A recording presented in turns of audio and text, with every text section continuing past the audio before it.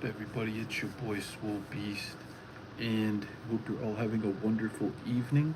Before we begin, let's give a shout out to Gatorade. Make sure to stay hydrated. Excuse me. Let's also give a shout out to Sanchos. This is Arizona Fruit Punch. Oh wow, it's really good. Alright, we'll see who'll be first, second, third, fourth, fifth, top 5 gang. Make sure to drop a like, subscribe to Swole Beast, Bless Beast, Marc Beast, Emperor Swole Beast, drop a comment, leave some positive feedback. Please share out our live streams and watch our live streams. Alright, here we go. We have Tom Clancy here. A Jack Ryan novel, Chain of Command by Marc Cameron. We're on chapter 65. Page 417. Senator Michelle Chadwick shut the door to her condominium and pitched the keys on the side table in the tilted foyer. Her grandfather had always told her, the house is great, but the foyer is what sells the place. It's the first thing and the last thing a buyer sees, and more important, they imagine it will be the first things their friends see when they come to visit. Her grandfather was a foyer fanatic. He was also a millionaire many times over, so she tended to listen to the man growing up. He would have been proud of her had he seen this place. Nice Arlington, Texas neighborhood, low crime, just far enough from D.C. Granddad would not have approved of her house dog. Dogs were for the ranch, period. They drove down the value of your property and ruined the yard. Speaking of that, Senator Michelle Chadwick gave a little smooch. Where was her dog? Weird that he had not met her at the door. Border Collie and Scottsdale, Arizona night wanderer. He was always at the door to meet her. Hondo. Senator Michelle Chadwick gave another smooch. Mama's home. What's going on, everybody? Make sure to drop a like. Hope you're having a wonderful evening. She heard a yelp from the bathroom and scratching. The little turd had gotten himself trapped. How about a walk before Nick? Marc Cameron's the author, page 418. What's going on, everybody? Hope you're having a wonderful evening. Make sure to drop a like. Senator Michelle Chadwick froze as she rounded the corner.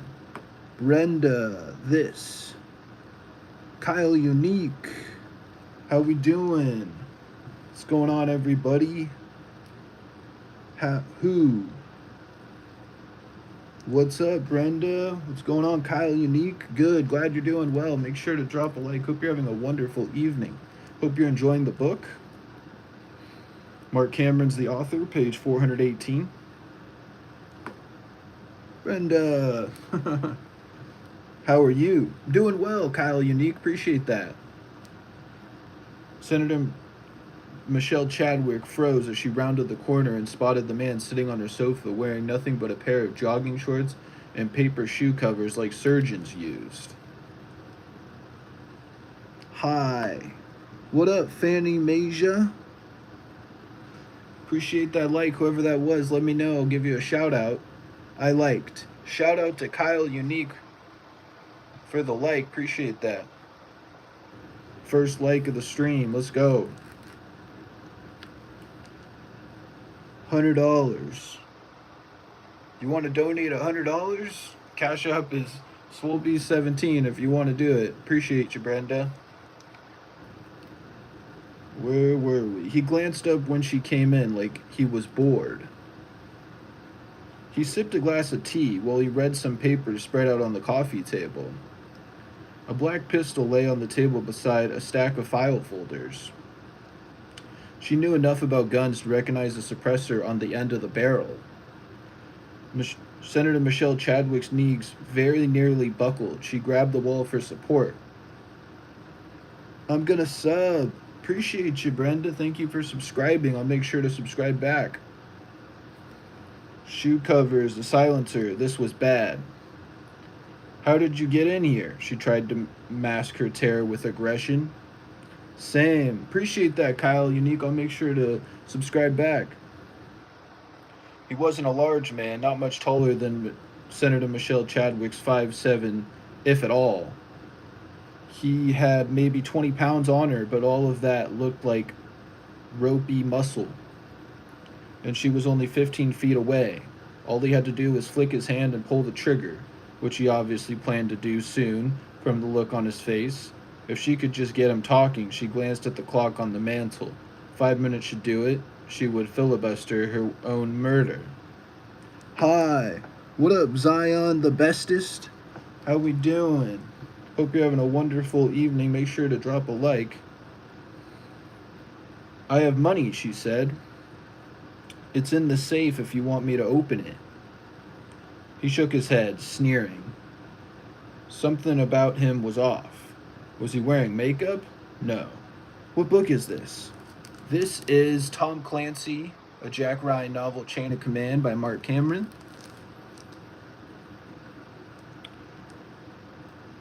No, I said that. It was like he had spots all over his torso and up his neck and face, like one of those ghost leopards. Thanks. You're welcome, Kyle Unique. She changed tack and nodded at the papers on the table. What is all this? She was genuinely curious. Assassins took files, they did not leave them. Chain of Command, page 419.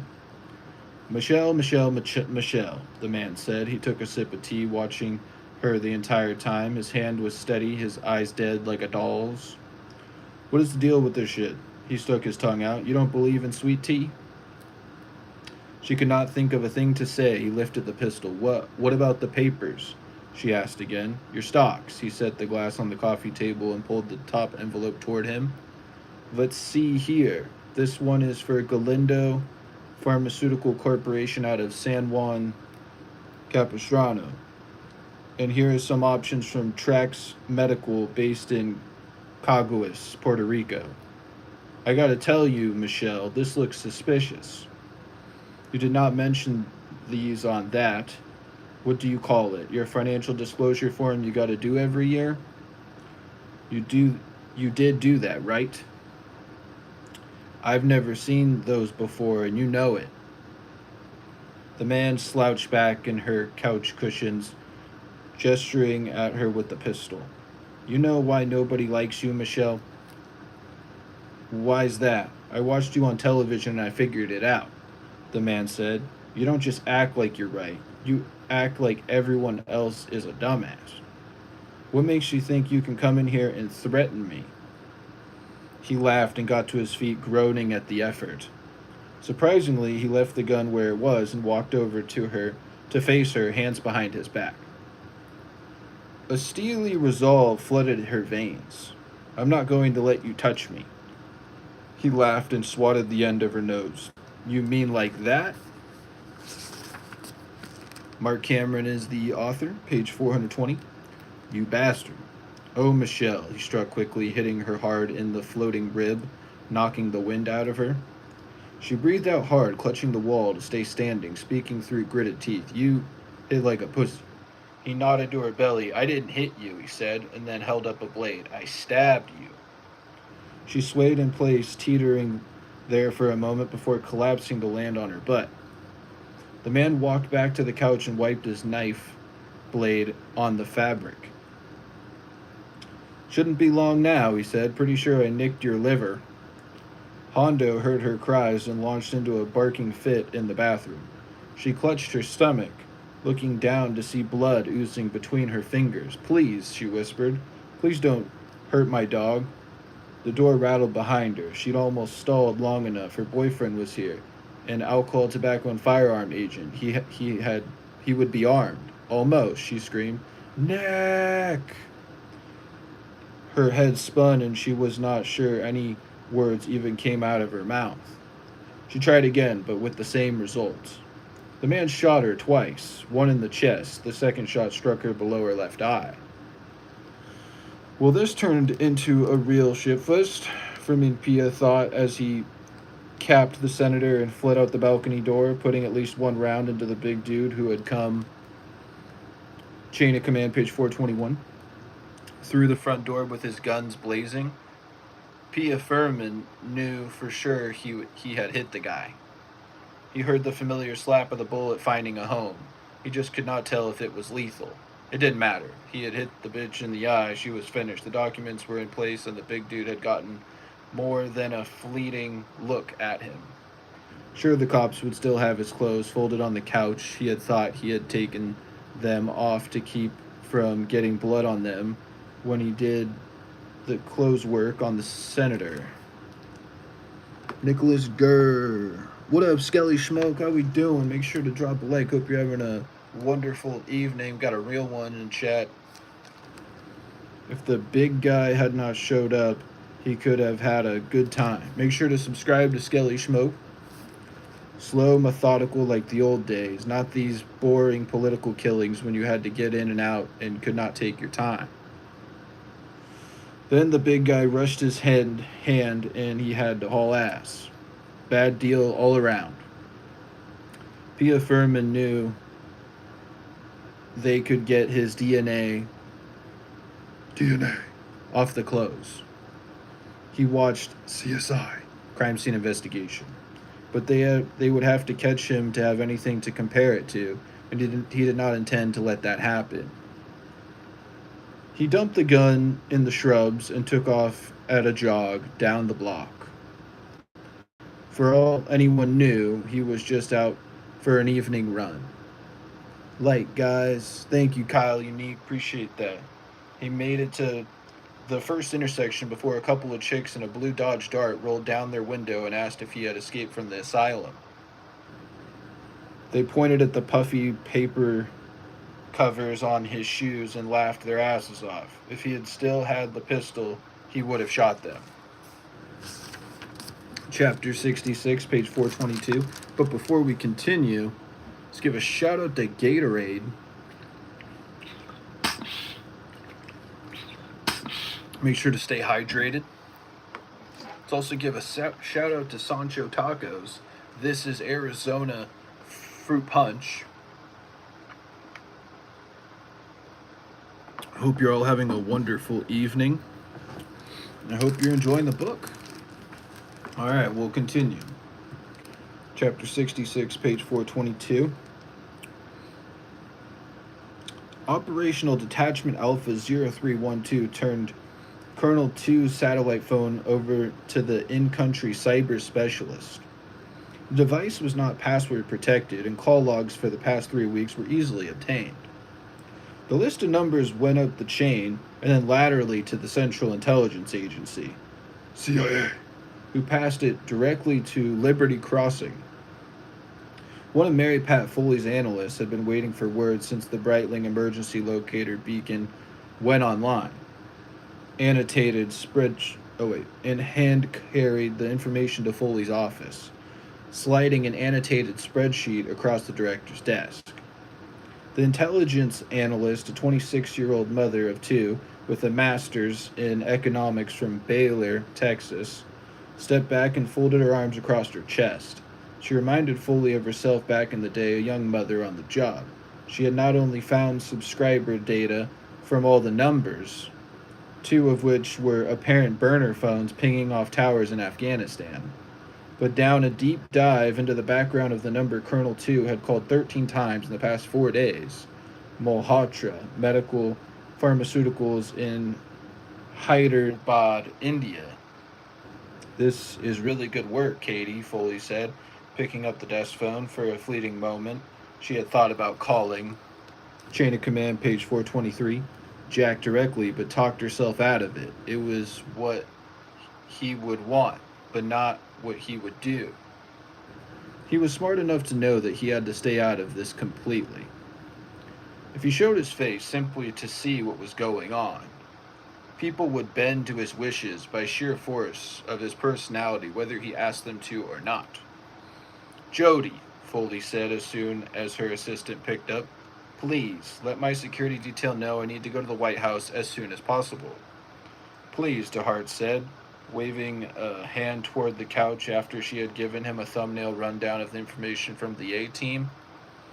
One of the numbers on the satellite phone was to a bank in the Cayman Islands. They had not been able to access his accounts yet, but it did not take much of a leap to understand Harjit Malhotra had paid him to grab the Harpers. And the Harper's daughter works with the First Lady, DeHart said, connecting the dots. Becca Harper did her fellowship under Dr. Ryan, Foley said.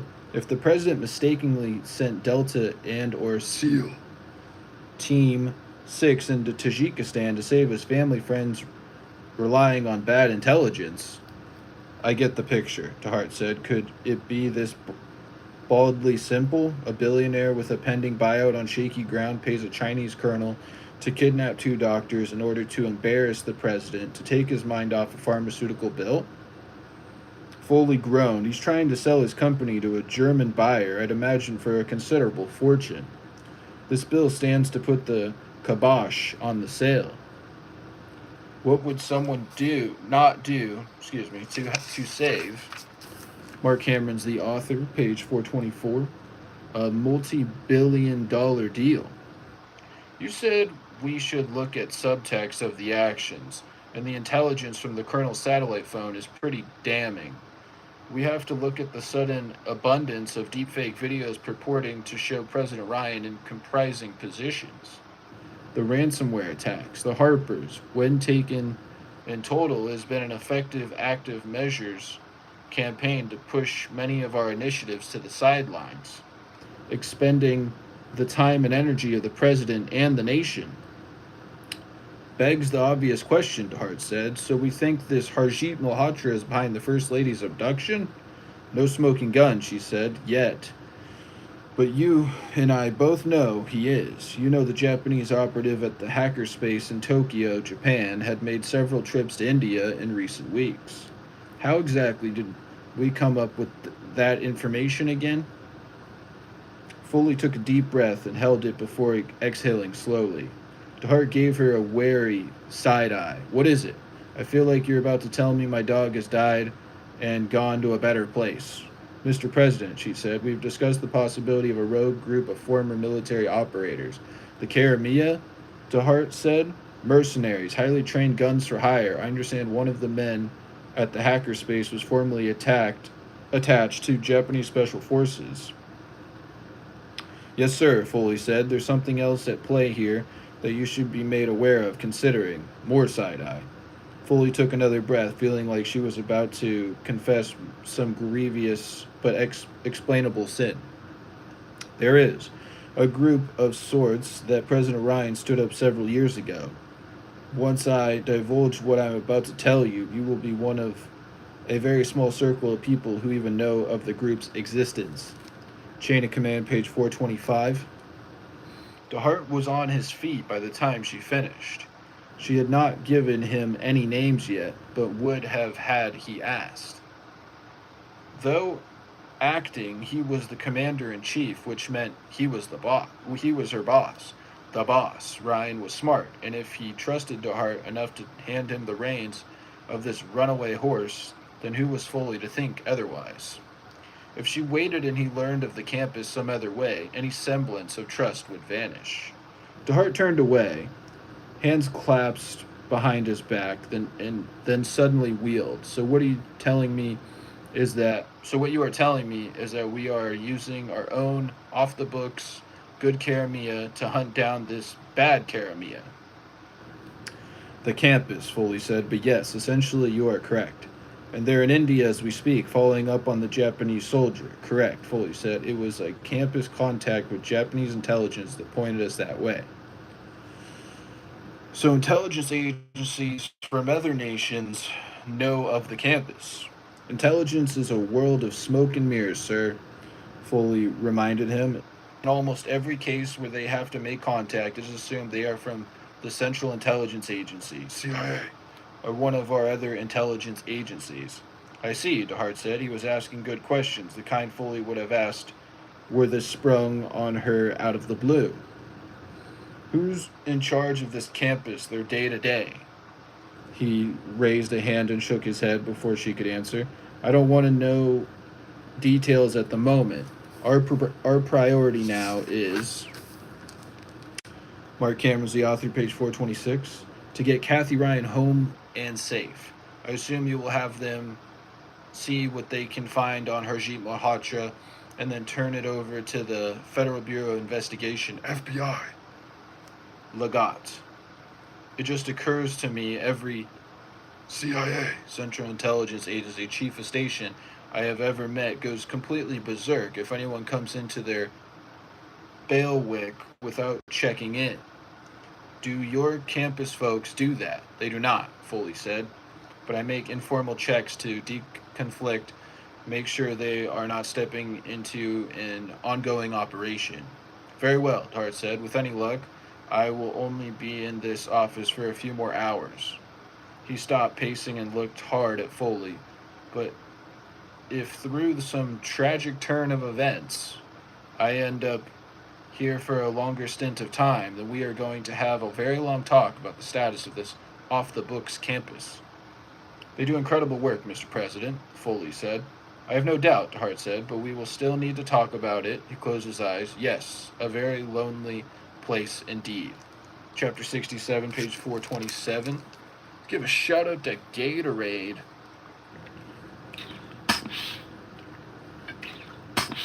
Make sure to stay hydrated.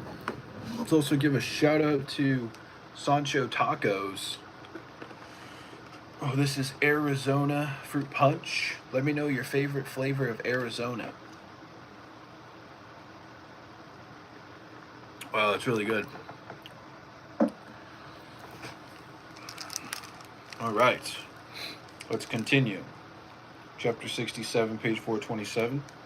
Kathy Ryan woke on her side with something hard biting into the flesh above her ankle. She could not feel her hands, but the muscles in her neck were on fire. She shook her head, trying to remember anything beyond the persistent tinnitus that squealed unceasingly in her ears. A wave of nausea washed over her from the aftermath of the drugs. There had been spiders, big, hairy, jumping spiders, which likely meant a ketamine dart, and maybe midazolam. There were so many holes in her memory. She was blindfolded, hooded really, something soft, not hard like she imagined hoods would be when she watched spy movies with Jack. Jack, what have I gotten myself into?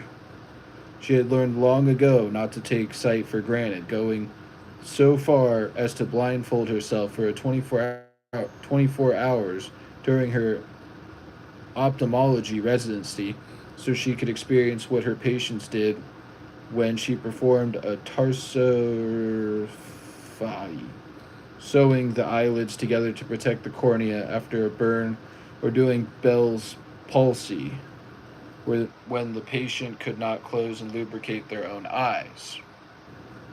She had always tried to put herself in her patient's shoes, and this would certainly help with that when she got out, if she got out. The hood material was porous, enough she could tell it was. Mark Cameron's the author, page 426. 428. Light in the room, but she had no idea if it came from a bulb or a window.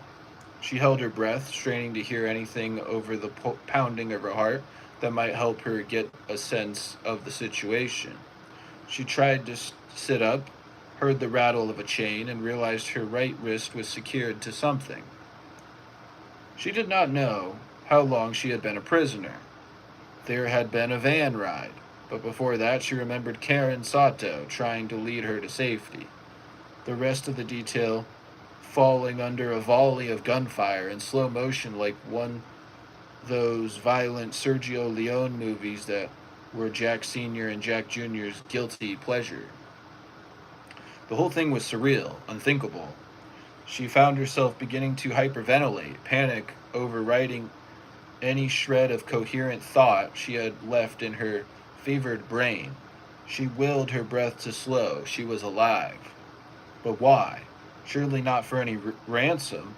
There were richer people with far less security than she had. Were they terrorists trying to make some statement? If all they wanted was headlines, she had already had a bullet in the brain. The only reason to keep her alive was as leverage over her husband. The one in the van had said something after they had taken her. What was it? They needed her intact. What the hell did that even mean? Alive? Not cut into pieces? Not yet raped? Oh, Jack, she whispered, I don't know what they want you to do, but... A deep voice sent her recoiling backwards, as if slapped. You hungry, miss? The voice said, rough and gravelly, but polite.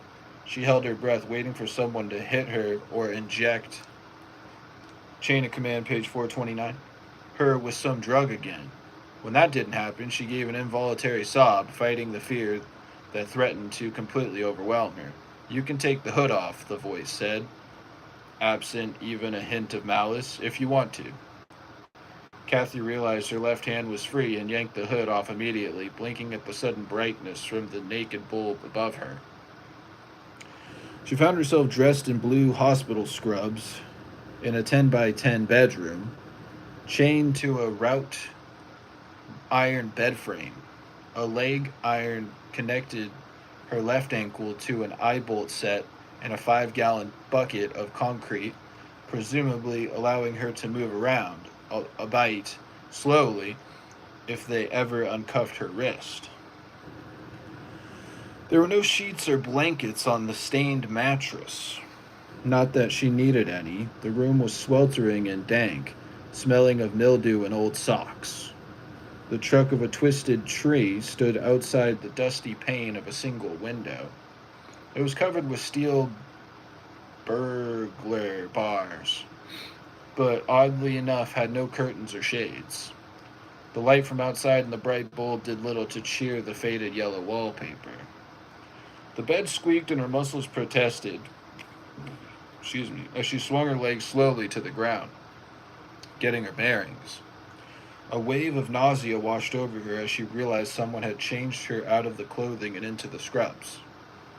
My name's Bert, the man said. You do not look so good. You do not exactly sound handicapped, but something was definitely going on here. Kidnappers did not speak this way. Hi, Bert, Kathy said, disarmed by the innocence in his voice. Where am I? He chuckled. To tell you the truth, I don't know for sure. They don't tell me much. Marc Cameron's the author, page 430. Dressed in jeans and a pearl snap western shirt, he looked to be in his late 40s, tall, muscular, with a thick mop of silver hair and a large pink scar on the right side of his face from the middle of his forehead to his ear and halfway down his cheek, like he had fallen asleep in the sun. He held out a paper plate in both hands, like her kids used to do when they made her breakfast in bed on Mother's Day. I made you some eggs. She nodded, still squinting, smacking her lips. I could use some water. Ah, he said, holding the plate in his left hand while he reached into his back pocket with his right hand and pulled out a bottle of water. I almost forgot this.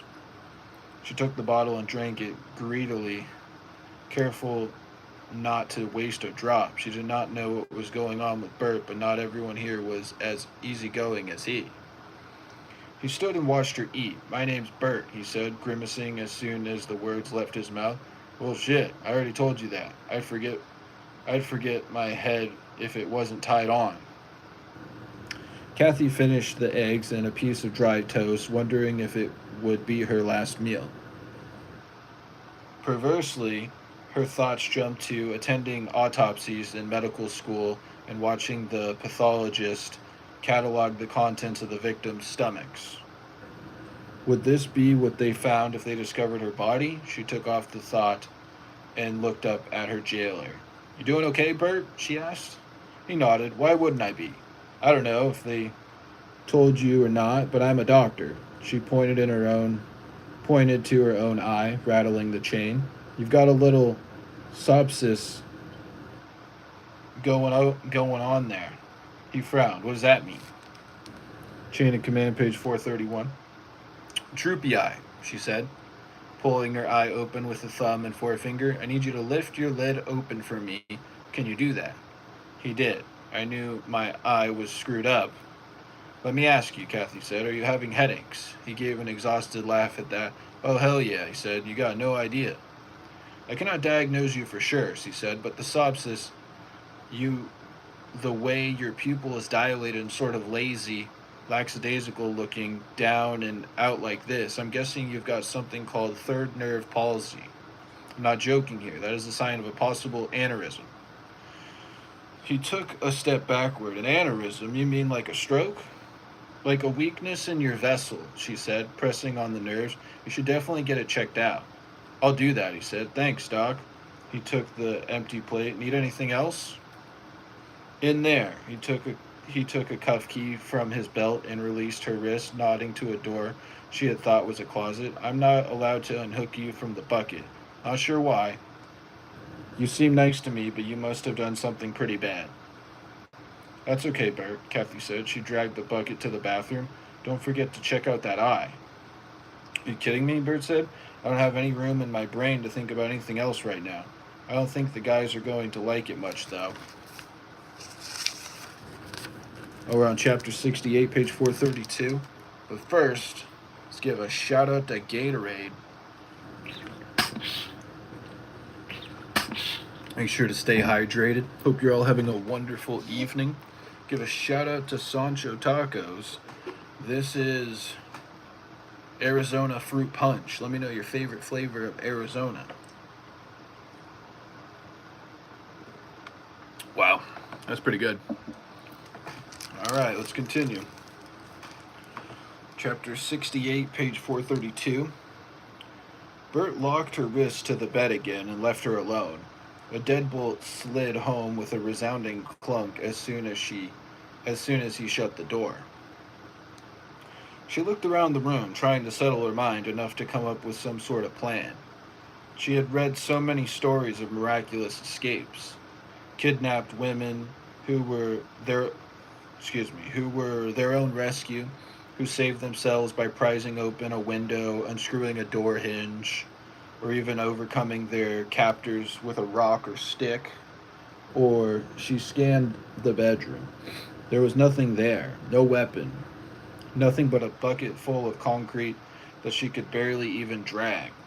She drifted off, sleeping fitfully, but better now that she had lost the hood and her body had metabolized the last of the drugs they had given her. She dreamed of Jack calling in the military to drop bombs on these assholes that had taken her. Of sweet little Jack Jr., tall and strong now, with his scratchy beard and secret job, kicking in the door with guns blazing to save his mother's life. A rattle at the door shook her awake, and the silly fantasy evaporated. Shouldering through a painful stretch, she swung her legs off the bed at the same time the door flew open. Kathy, chain of command, page 433, opened her eyes wide to see a stocky man bearing down directly for her, cursing wildly, shaking his fists. The room was small and he reached her in 2 steps, rearing back and planting a heavy boot directly in the center of her chest. Driven backward, she slammed hard against the wall, wrenching her captive wrist against the chain. A searing white light exploded in her head. She tried to cry out, but the brutal kick had paralyzed her diaphragm. The man was on her in an instant, pushing her face first into the filthy mattress, his knee grinding into her kidney. Somehow she found enough breath to whimper, which seemed to enrage him even more. Spittle flew from his lips, weeding her cheek as he leaned into her, screaming.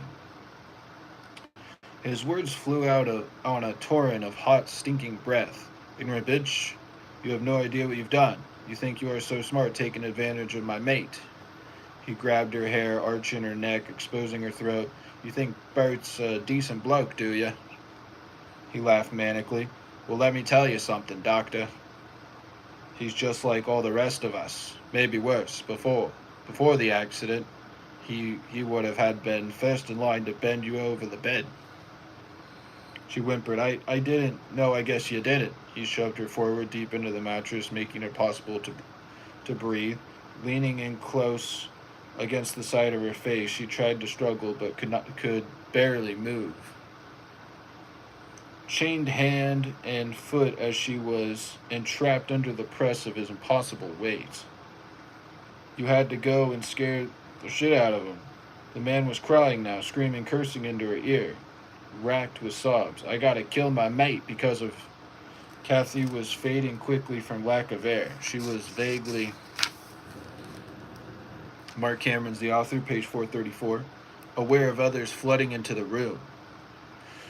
The weight on her back lessened as someone dragged her attacker off of her. Still cursing, he got in one last kick to her thigh before they pulled him away. Croaking in a lungful of air, she recoiled from the blow, curling into a ball as best as she could around the chains. She killed him, the man sobbed. It's her fault. You all know it. Get him out of here, another man said. The British. Kathy remembered him from the van, the one who had killed Karen and then pushed Kathy into the river. The Australian jerked free and rushed her again, grabbing her by the hair again and wrenching her head back as if to break her neck. She let loose a terrified scream, feral, from somewhere she had never had to go before, then broke down in pitiful, infantile whimpers. The British hit the Australian hard in the side of the neck, causing him to release her hair, not knocking him out or even down. Taylor, he barked. Not yet. Two other men tried to grab the big Australian's arms, but he cursed and shrugged them off. Okay, okay. He glared at the British under a heavy brow. But I got to be the one. You got me, mate? The British nodded. That is fine. He dipped his head toward the door and the other men. Leave us for a minute. I need to explain some things to our guest. The British produced a bottle of water and offered it to Kathy. Apologies for all that, he said. He got you pretty good. Should have never let it happen. Kathy shuddered, trying to regain her composure. She, chain of command, page 435, moved her jaw back and forth. I think I chipped one of my teeth and broke a rib. I'm not surprised, the British sighed as if he was talking about the weather. Size 11 like that gives you a punt. You are bound to break a rib or two. Who are you? Well, the British said, it's not who we are that matters. It's who you are is why you are here. She pressed a hand on her knee to keep her leg from bouncing like a sewing machine. You mean because of who my husband is? Just so, the British said. Why not just kill me? Oh, don't fret too much over what I said to Taylor.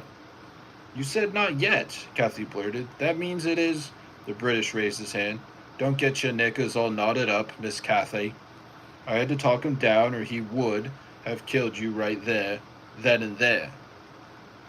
Would. That bloke's capable of some pretty brutal shit. Apparently so was Bert, Kathy said. The British smiled softly, some memory flashing in his eyes. Oh, ma'am, you have no idea. Did that man, Kathy shuddered again, Taylor, he said he had to kill Bert. Bert's still alive and kicking, the British said. Taylor's beside himself because he and Bert were best mates for years now. Came up in Africa after they had already joined up with us, on a job when poor old Bert took the brunt of an incendiary explosive device, ID, that by all rights should have hit Taylor. Saved his life for sure. So I messed up by trying to help his friend? Marc Cameron's the author, page 436. You messed up by putting into his mind that he is sick. Now all he talks about is going to hospital. We caught the stupid bastard walking toward the gate 10 minutes ago. The British looked her in the eye and gave a slow shake of his head. Can't have that. Not now.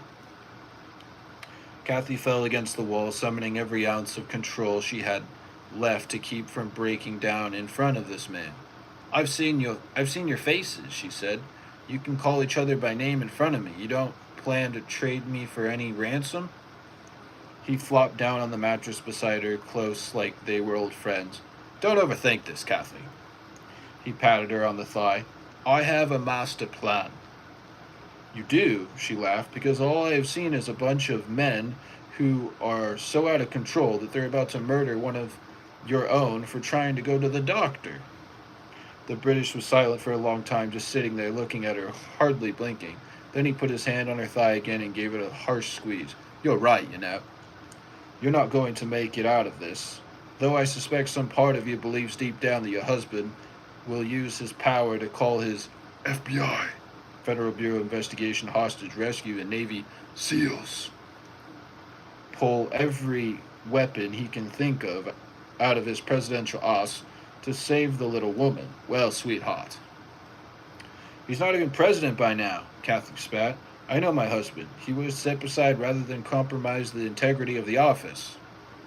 The British cocked his head to one side, gave her thigh another pat, and then left without another word. Chain of command, page 437. So Kathy thought Jack had really done it. She had been right, and saw the truth of it in the British eyes. Stepping down from the presidency under the circumstances would have been impossibly difficult. But she had made no doubt that's what he would do, even if it meant letting her die. Good for you, Jack Ryan, she whispered, banging her head softly against the wall. Good for you. Chapter 69, page 438. But first, shout out to Gatorade. Make sure to stay hydrated. Hope you're all having a wonderful evening. Shout out to Sanchos Tacos. This is Arizona Fruit Punch. Let us know your favorite Arizona flavor. Wow, it's really good. Where is everyone? Oh, there's somebody. What's going on? If you're having a wonderful evening, make sure to drop a like. All right, let's get after it. Chapter 69, page 438. I cannot believe that creepy little asshole left her alive, Craig Taylor muttered, turning his iPad so Leo, Debs, and the others could see the article.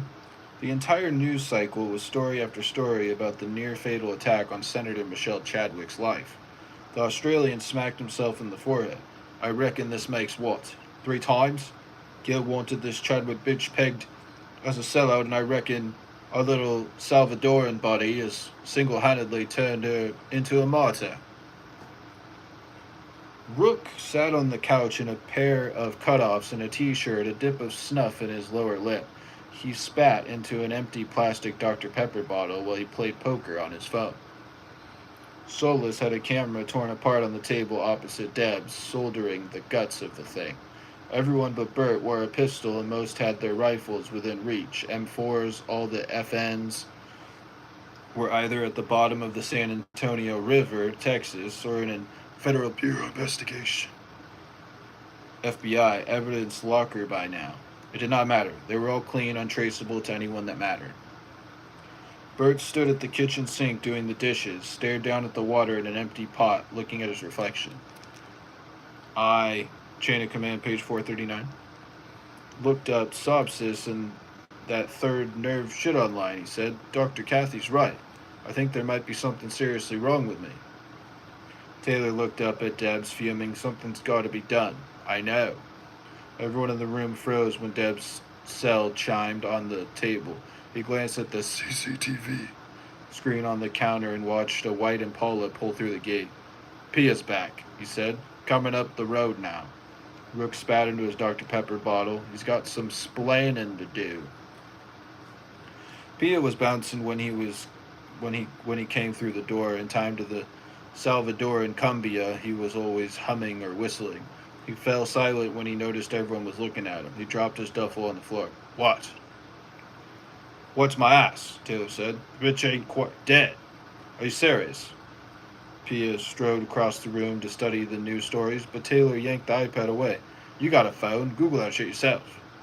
This could be a real problem, Fadman, Deb said. Did you tell her anything? Pia looked up from the thumb tying on his phone. Did I what? Hell no, dude. I'm telling you. I shot her in the face. There's a lovely photo of her in the hospital with a Band-Aid under her eye. What happened, Furman? Deb said. You told me just the other day you always make sure after those last 2 failures. Marc Cameron's the author, page 440. And I do. And I did, Pia said. But then that big dude crashed in and surprised me and was all ATF. Alcohol, tobacco, and firearms, and trying to cap my ass, so I had to get out of there fast. Solus looked up from the camera. The article says they have evidence. They got nothing, Pia said. The papers I was supposed to leave, but they speak for themselves. Her name's on the documents. They're legal. Nothing else? Pia groaned, admitting, my clothes. You took your clothes off? Taylor smacked himself in the forehead again. Rook spit. I reckon you should have burned us down, dickhead, Taylor said. But I didn't, Pia said. Hey, Furman, Bert said. Did you hear? I might have an aneurysm in my third nerve. What is he talking about? You think you could run me to the doctor later? Pia looked at Debs, who gave a sad shake of his head. Has he really got an aneurysm? Hell if I know, Taylor said, but somebody has to take care of this. I know, Deb said, pushing away from the table to stand. He press-checked the Browning high power to make sure there was a round in the chamber and then returned to the holster on his hip. Bert, he said, forcing a smile, come on, I'll help you take the trash down to the Baron pit. Eager to please, Bert dried his hands on a dish towel and then grabbed 2 bags out of the kitchen trash cans. This many soldiers makes a shitload of garbage, don't we, Leo? Chain of command, page 441. Yes, we do, sir, Deb said. Pia, grab your rifle and come with us. Why me? Taylor glared at him. I ain't doing it, and it wouldn't hurt for you to atone. Whatever, Pia said. I told you it wasn't my fault. Your rifle, Deb said. I can get my rifle if you want, Leo, Bert said. I don't mind. Nah, mate, Deb said. It's all good. Pia's just coming along for security. Heaps of people trying to get to us now, since we have Dr. Cathy here. Yeah, Bert said. You're right. Can't be too careful. Everyone else in the room bowed their heads. Hell of a thing to come home to, Pia said. They didn't even burn in the pit. That would have put out too much smoke, and too much smoke would draw attention. Neighbors knew they were here, of course. Most thought there was some oil or gas speculation going on, and the Karamia men did nothing to suggest otherwise. The walk was a short one, less than 50 yards from the ranch house to a long trench, dug with a backhoe some 30 feet and 15 feet deep in the red earth and crumbling layers of gray limestone. 2 shovels stood upright, stuck into the clay next to 2 55-gallon barrels full of quicklime to help the garbage dissolve without the aid of a fire. They would burn everything before they pulled out for good, which, if things went well, would be any day now. If they did not go well, it could be any minute. Marc Cameron is the author, page 442. Bert threw the trash cans in one by one, and then stood at the lip of the trench. There was a fine view of a stock tank in the little swale below, where water ran down the hill to form a little circle of marshy green against the gnarly mesquite and cedar brakes. A cool wind was blowing down and away, so they did not have to contend with the smell of garbage. Bert stared off into the distance. The breeze picked up and tousled his long silver hair. I'm sick, he said, surprising both of the other men with his candor. But I'm not stupid. Debs took 2 steps back. Pia unslung his rifle and looked over his shoulder at Debs. Are you sure, cabron? Bert nodded and gazed across the valley. Furman Pia shrugged. This is some awful shit, he said, and raised his rifle an instant before Leo Debs shot him in the back of the head. Pia dropped to his knees, then pitched forward, tumbling headlong into the trench, but stood frozen in place, looking down but not moving his head. When nothing else happened, he turned slowly and stared wide-eyed at Debs. I thought you were going to end me, he whispered. Not today, brother, Debs said. Not today. Debs pried the lid off a drum of quicklime with a screwdriver he had brought along for that purpose. Bert grabbed the other shovel to help. How come, Leo? The older man asked. Why Furman and not me? Debs leaned on his shovel handle. You said it yourself, mate. You're sick. You cannot be held accountable for the mistakes you make. Pia did not have an excuse. He screwed up. Chain of command, page 443. 3 times. That was going to get us all killed. We took a vote. They both stood there for a time, Bert thinking whatever thoughts he was capable of, and Debs coming to the realization that Kathy Ryan was right. This whole thing was falling apart. Bert suddenly looked up, then began to nod, apparently having stumbled onto the great truth. Leo, he said, when there's a vote on me, would you, will you take care of things? It'd be awful hard on Taylor if he had to be the one. Sure thing, Debs said, and began to toss shovels of quicklime into the trash pit on his dead friend's body. Well, that was pretty intense. Chapter 70, page 444. Alright, let's do a time check. Okay. Shout out to Gatorade.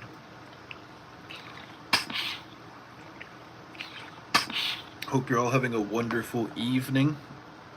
Make sure to drop a like. Shout out to Sanchos Tacos. This is Arizona Fruit Punch.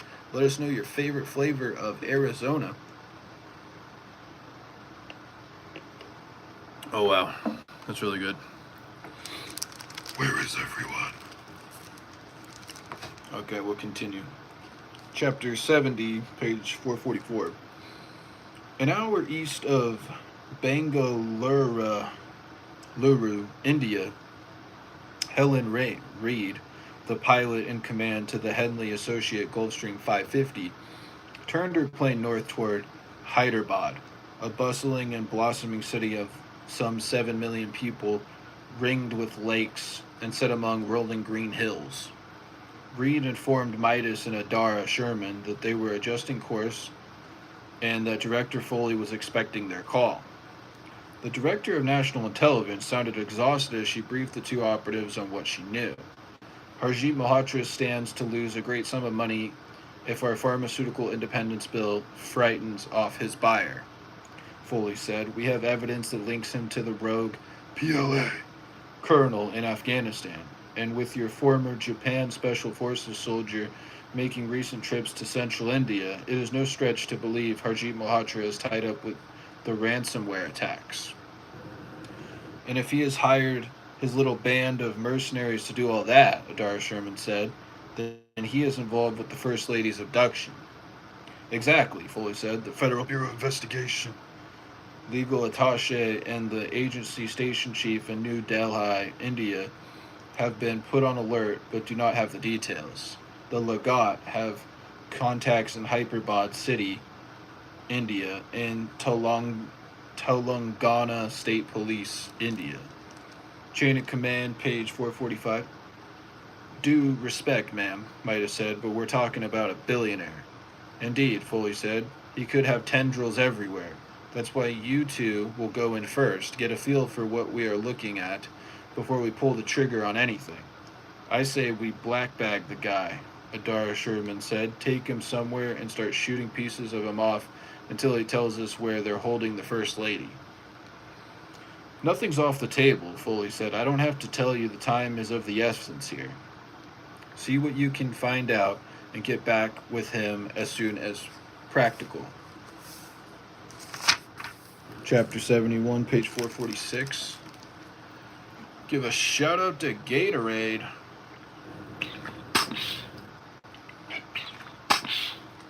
Oh, be sure to stay hydrated. Let's also give a shout out to Sanchos Tacos. This is Arizona Fruit Punch. Let us know your favorite flavor of Arizona.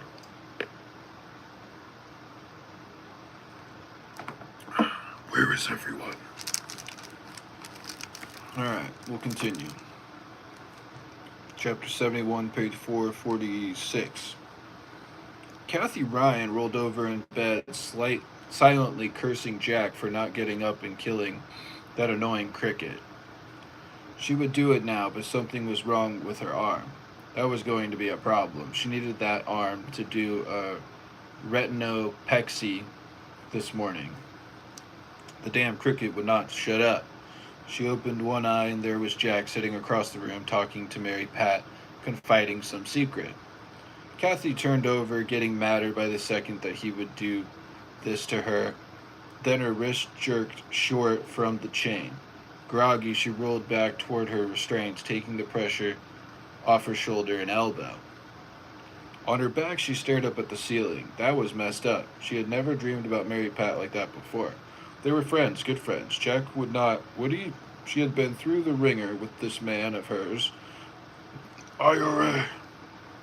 Terrorists, spies, assassins, former Soviet military officers who called to speak with him privately in a study. His tragically meteoric. Is that the word? Meteoric? Yeah. Ascendance to the White House. They had raised 4 children together. You could not be married for as long as they had without getting to know a guy, could you? Kathy understood what made, chain of command, page 447, the man tick better than anyone in the world. But there were just so many secrets that he had to keep. It was different for Mary Pat. She saw Jack every day, sat down with him over tea and toast or whatever they happened to be serving in the Navy mess across from the Situation Room. They routinely discussed little things like the fate of the free world. Hell, the fate of the whole world. Mary Pat Foley was a spy, a keeper of secrets, and had been most of her life. She understood parts of John Patrick Ryan that Kathy Ryan would never see. The fight against cabals and conspiracies that the press never got wind of unless something went terribly wrong. Kathy Ryan knew more than the average citizen. She was, after all, sleeping with the guy. But he held things back. She did not have the requisite clearance, sure, but mostly he wanted to protect her from the ugliness, the part of him that ordered Air Force bombers to rain death on some country when a lot of bad guys, and certainly a few not so bad guys, were bound to die. The part of him that called dead service members' families and listened to them weep, thanking him for his kindness or cursing his name because he had sent them there in the first place. It did not matter. Jack sat through them all. Mary Pat was often there sitting in a chair that should have her name engraved on it beside the resolute desk. She provided moral support during those horrific moments, the moments from which he shielded Kathy Ryan. He's lucky to have you, Mary Pat said. Mary Pat, she whispered. He will need you all the more when I am gone. She scooted and flopped onto her side, rattling the restrictive chains as she pulled her legs and arms into a fetal position. These men were going to kill her sooner rather than later. She had not eaten since the salami sandwich a sullen Greek man. Marc Cameron's The Author, page 448, had brought her for lunch hours ago. A single light bulb on the ceiling burned all day long, but it was getting dark outside, which put it a little after 8. The Greek guy had left a plastic bucket near her bed, close enough she could reach it without anyone having to unchain her wrist. A gifted conversationalist, he had tossed her the sandwich and a bottle of water, pointed to the bucket, and said, "Piss there," before stalking out of the room. She buried her face in the filthy mattress, racked with sobs, past caring about whatever had caused the stains. At any moment, the door would open again. Killing her was on their list, but she was certain from the looks in their eyes they had other things in mind for her before they pulled the trigger. A quiet whisper caused her to freeze, still face down on the bed. "Hey." She drew herself into a ball, eyes shut tight. "Miss Kathy," the voice said. It was Bert. A white undershirt accentuated well-developed shoulders and displayed numerous scars. The body said, "Old soldier," but the look on his face said, "Innocent little boy." She rolled over, blinking at the bright light above. Bert stood at the edge of the bed, towering over her. "Were you telling me the truth about my third nerve, or were you only trying to escape?" Kathy scooted into a seating position, dragging the weighted bucket as she pulled her knees up. She was careful not to squeak the bed or bring anyone else in to check. Bert had not been in to see her since the big Australian's violent outburst, and she felt certain he was not supposed to be here now. "I told you the truth," she said. "You do have a problem," and chain of command, page 449. "It might be very serious, but I have to admit, I hoped you might be glad I warned you, and it would stop you from hurting me." "I don't hurt people," he said. "I used to. Killed a lot of folks." Hurt women, too, but not now. They didn't deserve it. It's good you stopped, Kathy said, shuddering. They killed Pia, he blurted. He deserved it. Pia. Yeah, he sighed. They're going to kill us, too. You and me. He gazed down at her, moving his jaw back and forth, clearly wrestling with something. We don't deserve that, Kathy said. You don't, Bert said. She started to say more, but he put his finger to his lips. I wish you wouldn't talk so much while I'm trying to think. Then he turned and walked out of the room, pulling the door shut quietly behind him. Kathy choked back a sob. She already resigned herself to death, but now poor Bert and his traumatic brain injury had stepped in and added a glimmer of light on a dark horizon. Hope was hell, but it was better than the alternative. Renee Tatum did not want to make the hour drive between Eastland and Abilene every day, but she could not just go home. She had to stick around and figure out who killed her mother. At first, she thought she would just stay at the trailer. The cops said they were done with it. She was a big girl and felt certain she could deal with any fears that went along with spending the night in a house where her mother and brother were brutally shot to death. What she had not counted on was the mess. Okay, we're over time, but how long is this chapter? Kind of a long chapter, isn't it? I'm sure we can get there. 460. Ah, okay, we'll just go for it. Marc Cameron's the author, page 450. As it turned out, there was no crime scene fairy who came and ripped out the carpet, scrubbed the spatter of the walls, or mopped blood and gore off the tile after a killing. The cops just locked the doors and left. They were not responsible. So Renee Tatum did what she had always done when it came to the messes left behind by her mama's bad decisions. She put on a pair of kitchen gloves, hitched up her big girl panties, and cleaned up as best she could. She had never been much of a crier, preferring to let only the pillow see her tears. So she scrubbed and thought and scrubbed some more, mulling over everything she could remember about the last few conversations with her mom. They had talked every other day at least. By the time she finished and carried the buckets and rags out to the trash can, she had come up with a list of people to talk to and places to check out. In the meantime, Renee Tatum had just enough money on her credit card to get a motel for a couple nights. There was no staying in a place where she had cleaned bits of her family off the wall. Not now, not ever. She had checked three different leads from some of Royce's Fetter's old paperwork she found in her mom's kitchen drawers.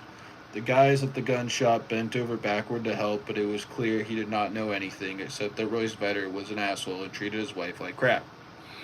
The mechanic at the body shop was not much better, swearing he would have taken Royce Vetter's head off with a spanner wrench if someone else had not gotten to him first. It turned out that the armored car driver was his brother-in-law, and he was sure Royce Vetter had gotten the intelligence for his botched robbery while he was hanging out at the shop mooching free coffee. Finally, late in the day, an elderly man who sold him ham radios, chain of command, page 451, out of his garage, told her he had heard Royce Vetter talking to his friends about going shooting out near the old Spivey place. She remembered her mother saying Royce Vetter and his moron friends liked to practice their little war games at off Buffalo Gap Road. She went to school with one of the Spivey girls, long gone to Dallas, Texas, or Houston, Texas by now, had a general idea of where the place was. It was getting dark and probably would not pan out anyway, but she decided to take a ride and get a feel for the place where Royce Vetter had spent his time preparing for the end of days. She was almost to the gate when she saw the old guy climbing through the 5-strand barbed wire fence. He was older, with longish gray hair that tousled in the evening breeze and a tight wife-beater shirt that said he was not a stranger to hard work. He shielded his eyes from her headlights. If he was a killer, he sure as hell did not look like it. Some kind of injury on his face and a look of sheer bewilderment, like he did not quite know where he was. She had seen that look before on bull riders when they first stood up after getting slammed to the dirt by 1,500 pounds of angry bovine. This guy kept looking over his shoulder like he was running for something, or hiding. Again, against her better judgment, Renee Tatum pulled over to see if he needed help. Cell in hand, she dialed Chili Edwards at the same time. He picked up on the first ring. "Where are you?" she asked. "Meeting my dad at the Olive Garden," he said. "Late dinner? Why?" The dazed man walked to her passenger side and got in, flopping into the seat like he had been expecting her. "I'm Bert," he said. "I might have an aneurysm in my third nerve." Marc Cameron's The Author, page 452. She gave the man a nodding smile, filling Edwards in quickly, telling him she had picked up a guy named Bert. He stopped her when she mentioned where Royce Vedder had gone to shoot. "Hang on, did you say Spivey?" "I did," Renee Tatum said. "Listen, I think my friend Bert, my new friend Bert, might have wandered away from home. I decided I should not check this place out by myself. Any chance you could meet me somewhere? This is getting weird." "Drive on back toward town, Edwards said. "I will come to you." Bert patted the dash. "We should go. They have cameras at the gate." "What did he say?" Edwards asked. "Cameras? Hold on." Renee Tatum lowered the phone to her lap as a white Impala rolled down the dirt road from the direction of the main houses. A stern-looking man got out and opened the gate. The driver remained behind the wheel. She shot a glance at Bert. "Do you know those guys?" He nodded. "That's my friend Taylor." She turned off the motor to save gas, and there was no guarantee that it would start up again until the third or fourth try. The Impala rolled through the gate and turned toward her, headlights glaring on the windscreen. Bert's buddy Taylor had not gotten back in the car, but walked toward her now, pistol in his hand, silhouetted by the headlights. He gave a single shake of his head, sneering like he would not hesitate to shoot her if she attempted to leave. Renee Tatum kept the phone down and out of sight so the approaching men could not notice it. "Chili," she said, "you better get out here quick." She left the line open and nudged the phone between the seats before Chain of Command, page 453. Taylor reached her window. He motioned her out of the truck with the pistol before reaching in and grabbing the phone. He held it up so she could see the screen. Locked. She cursed herself. She must have accidentally ended the call. "Nice try," Taylor said. His Australian accent would have been much more interesting if he had not had a gun in her face. 12 miles away, Chili Edwards threw his Ford Expedition in gear and drove out of the Olive Garden parking lot, heading down Clack until he could jump on 84. He called his SWAT sergeant while he drove and filled him in about Renee Tatum's phone call and her trip out to the old Spivey ranch. Yeah, sounded like she had some older guy who had walked away from his family. Weird, though. She was telling me about him and then all of a sudden told me I'd better get out there. Then it went dead. "She's not calling you back?" "Not so far," Chili said. "I'm going to swing out that way and see what's going on. Thought I should let someone know." He waited a beat, thinking, then said, "Hey, remember how Royce Vedder said something to his hostage right before he died? Something like spy militia?" "Right," Chili said. "Renee Tatum told me Royce Vedder thought he was being followed by some militia group." "What if he was saying Spivey militia?" "Yes," Sergeant Johnson said. "I don't like the sound of that at all. I'll get a Taylor County unit heading that way, too, for backup. Call me back as soon as you make contact with Tatum." Marc Cameron's The Author, page 454. "Will do, Sarge," Chili said. "I know I'm probably turning this whole deal into something that it is not. She probably just lost service. The hills out there can make it iffy."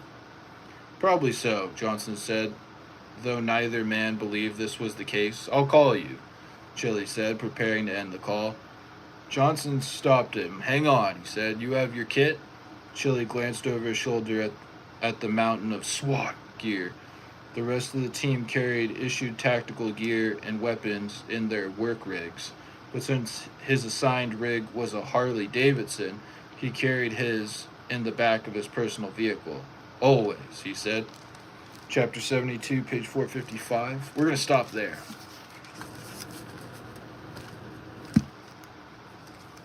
All right.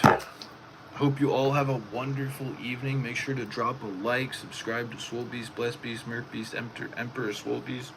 Drop a comment, leave some positive feedback. Make sure to share out our live streams and watch our live streams. All right, we out. Peace.